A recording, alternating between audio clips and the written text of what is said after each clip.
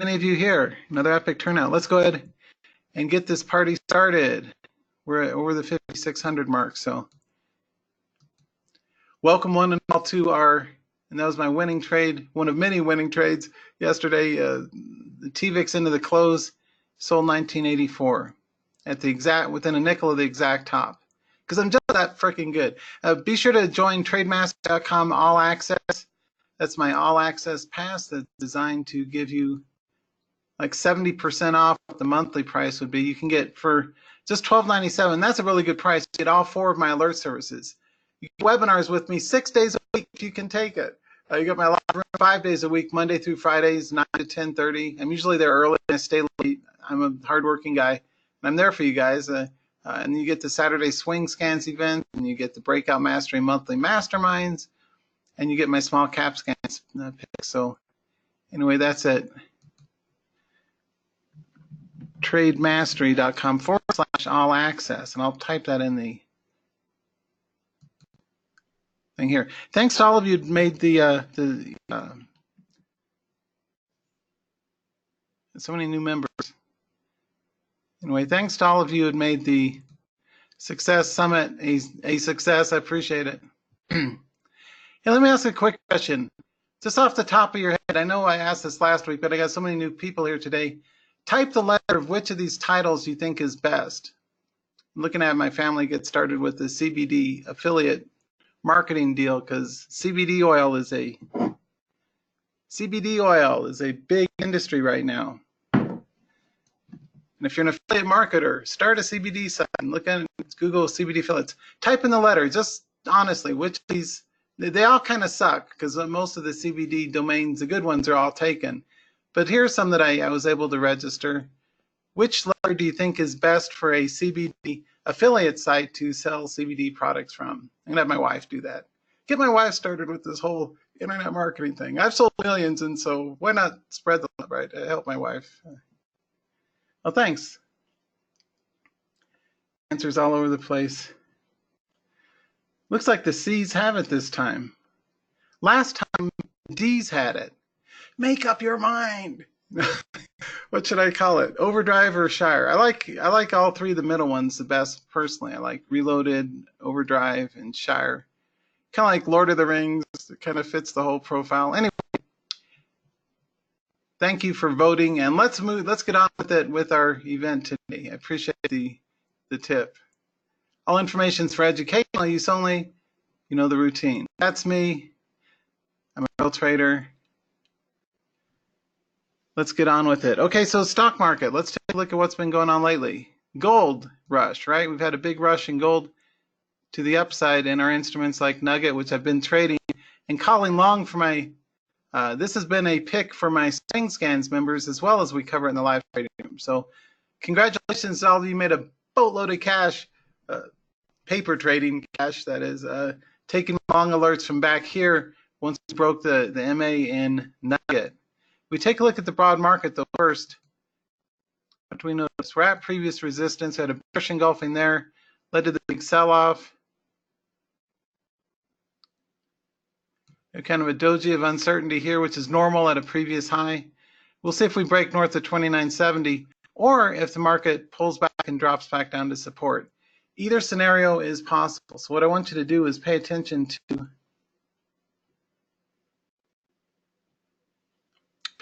price action next week and see which way the market moves. If we take a look at some of our best performing stocks and ETFs, Newmont's one that I'd called earlier for folks. It's one of my, I traded this years ago. This is one of my favorite, this one in GDX, I think it was. ETF is good. Star had been good and looks like a rock star. I mentioned it to you folks last week and the week before, and it's ran up nicely all the way from 9 to 12. It's consolidating right near 12, but keep an eye on it visually if it takes out, say, 12.5.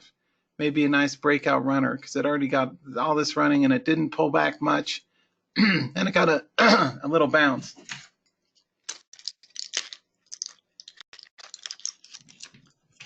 All these dang throat lozenges. Another good ticker that my smallcapscans.com members got. That's www.smallcapscans. Now enrolling. I nailed it from last week. I called it long here, actually before the 5-day run, and it moved up nicely. So that is NG, the ticker. So if you trade small caps, I'm an expert across the board in stuff that runs, right?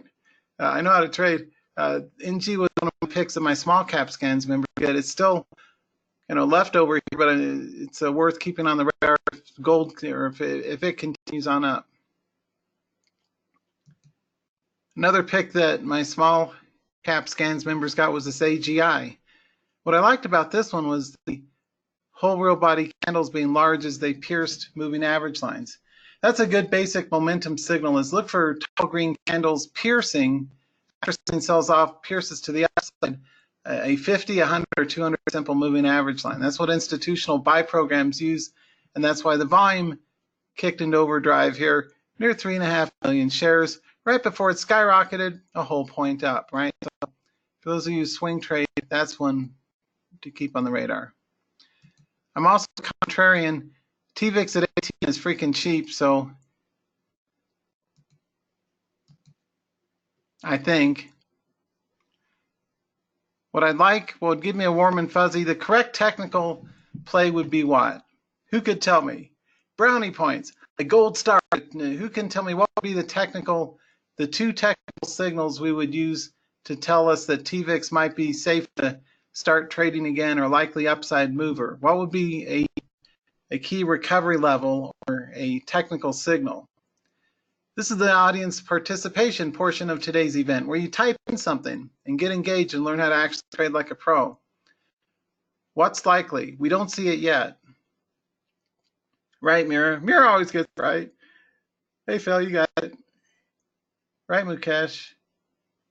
Hey, Guillermo? Hey, Mirel?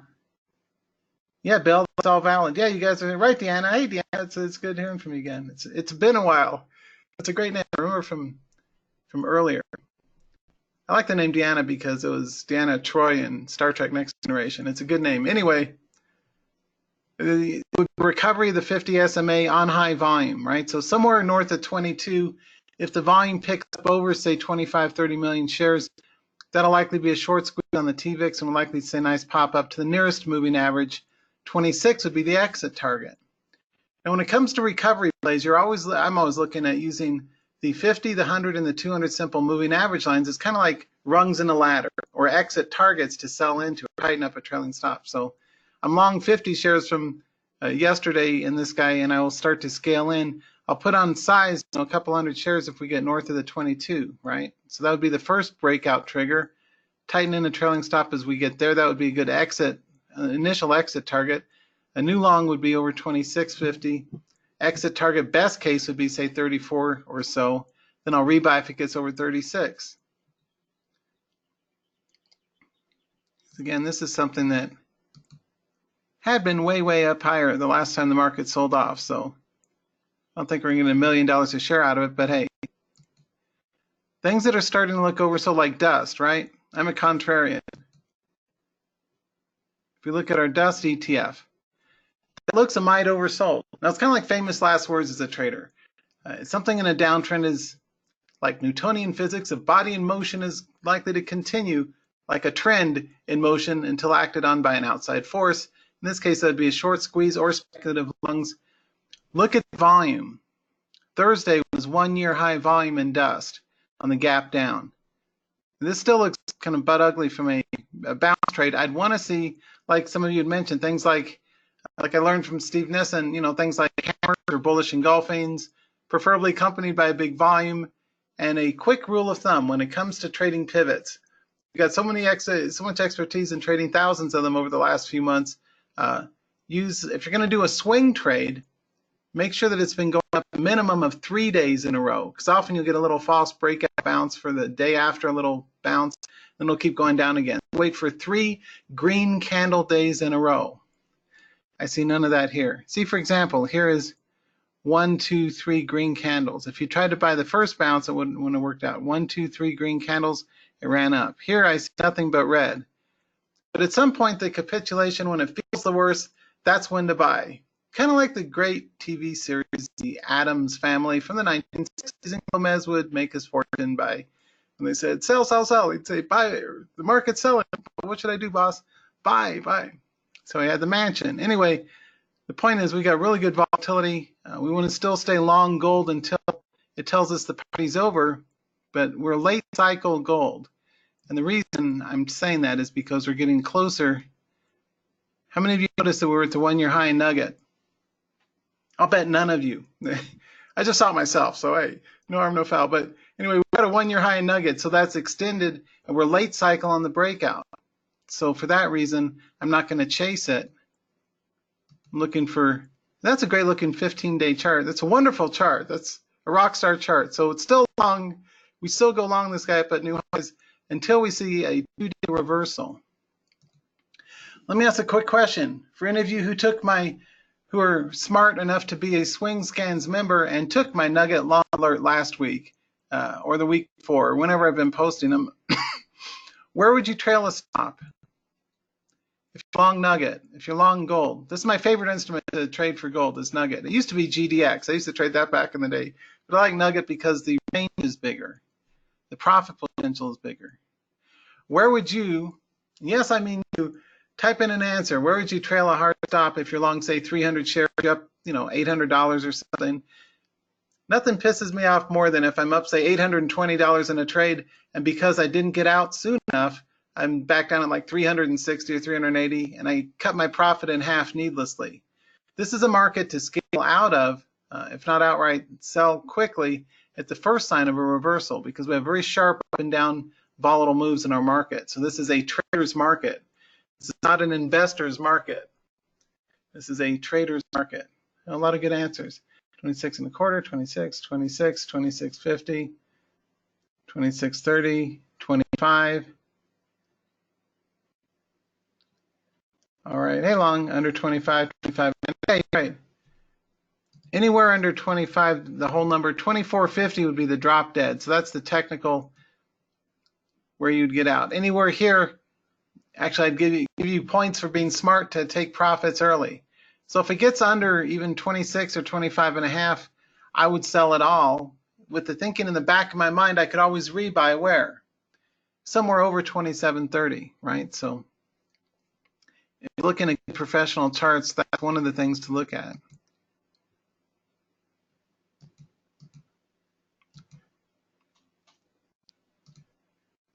Now, one play that I mentioned for our coaching folks who came in, the free coaching I did earlier, is look for end-of-day breakouts or end-of-day squeezes in our VIX ETNs like TVIX and VXX and UVXY.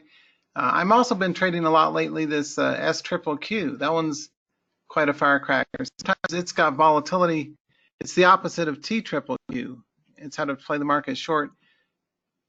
Sometimes it's got good volatility when TQs do not, or I'm sorry, when TVIX does not. So TQ trades the exact opposite of SQQQ. Neither one's too exciting though. Frankly, I like gold and oil lately. If you look at UWT, that's poised for a move up. It's been moving up lately. Didn't do anything yesterday. It wasn't really tradable yesterday, but Thursday was a nice winning day for anyone who also traded UWT. It's the opposite instrument of DWT.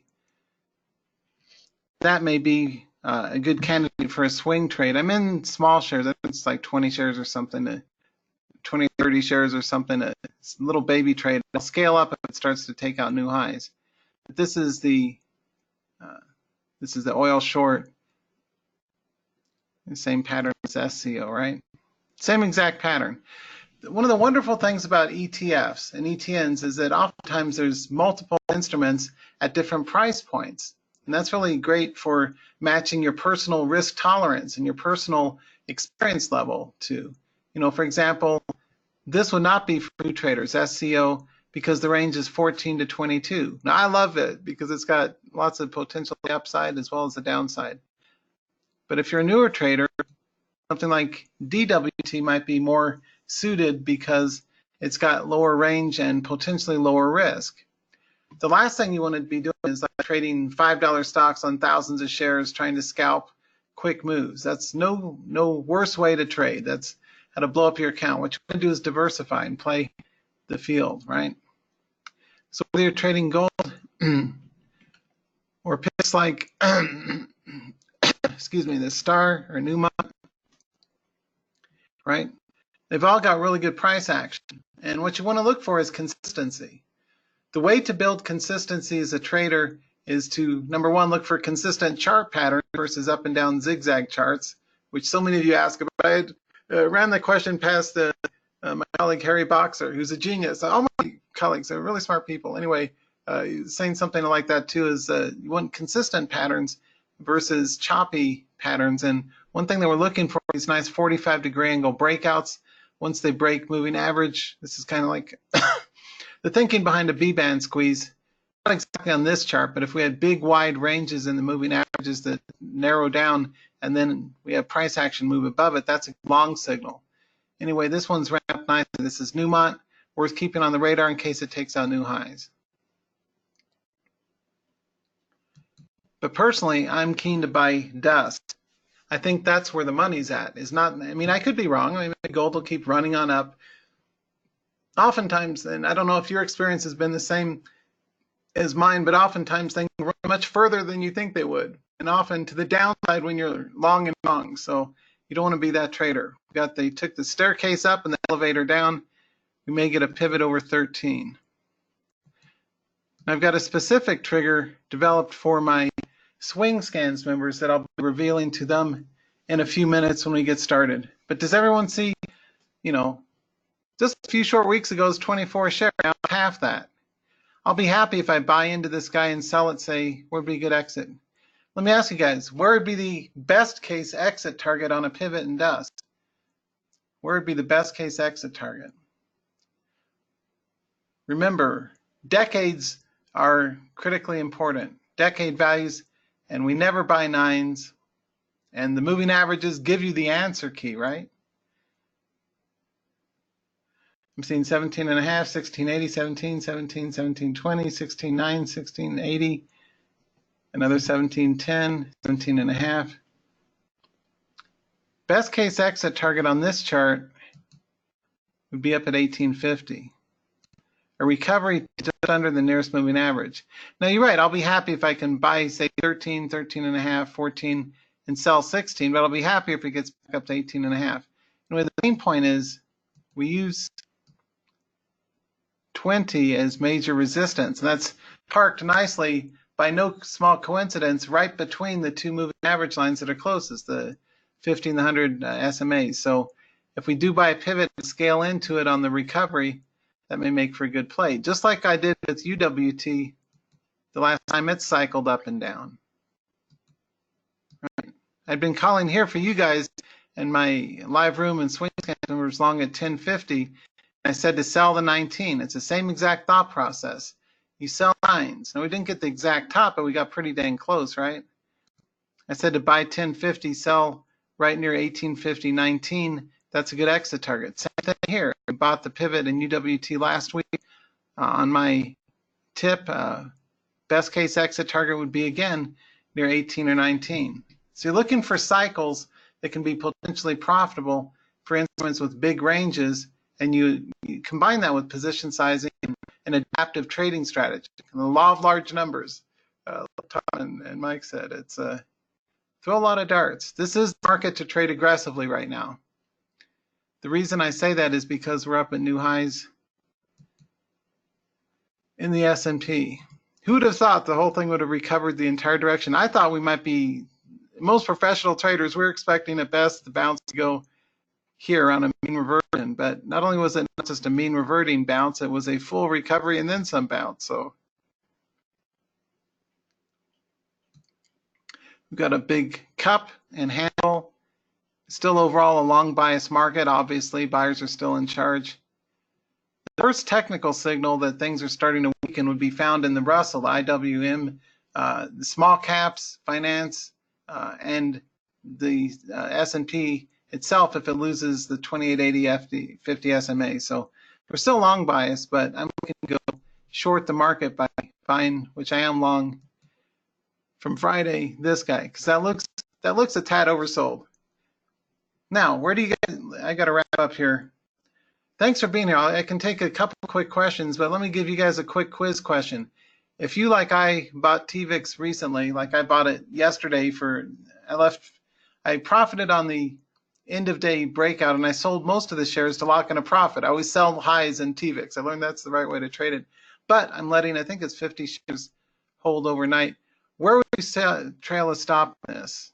Let me kind of zoom in so you can. Where would you trail a stop if you bought like I did yesterday? What's the price that absolutely unequivocally proves a bounce trade in TVIX wrong? I've been on the right and the wrong side of TVIX hundreds of times, and I could tell you from experience how to trade it. The neat thing is when you join me as a live trading room member at tradingtheopen.com or in my swing scan service, we go through detailed entry and exit price points and the reasons behind them. So do be sure to join me at tradingtheopen.com. See below 18, 2-day low, under 18. Yeah, you're right. Yeah, 1750, 18. I'm going to use 1750 because at the low, oftentimes, how many times has this happened to you? You put a stop at a previous low, it goes right under it, they go in for the stop, it wipes out your trade, and then it bounces up. It makes me a tad upset. So what I'm looking for is use a safety buffer approach. I published in Stocks and Commodities on the technique, and I've spoken for 20 years on it, but you don't ever buy at places where it's obvious. You never sell where it's obvious. Think of it, if you're a fellow sci-fi nerd like I am, think of it like Star Trek and the Borg, and you've got to rotate your shield frequencies to keep the Borg away. Well, the Borg are market makers and the specialists and the discretionary traders that are gunning for stops, and the high-frequency trading algos that automatically make buy and sell decisions based on previous support and resistance levels. We have to set our entries to stay ahead of the game slightly offset of that. So rotating shield frequency. So instead of selling at 18, which is where everyone else is going to sell, I'm going to give it to 1750 in the hope that if it goes down to, say, 1780, it'll find support and slingshot back up, and the trade will stay alive. And I can't tell you how many hundreds of times that saved my bacon, like thousands of times now. So anyway, word to the wise. Anyway, thanks everybody for being here. I do appreciate it.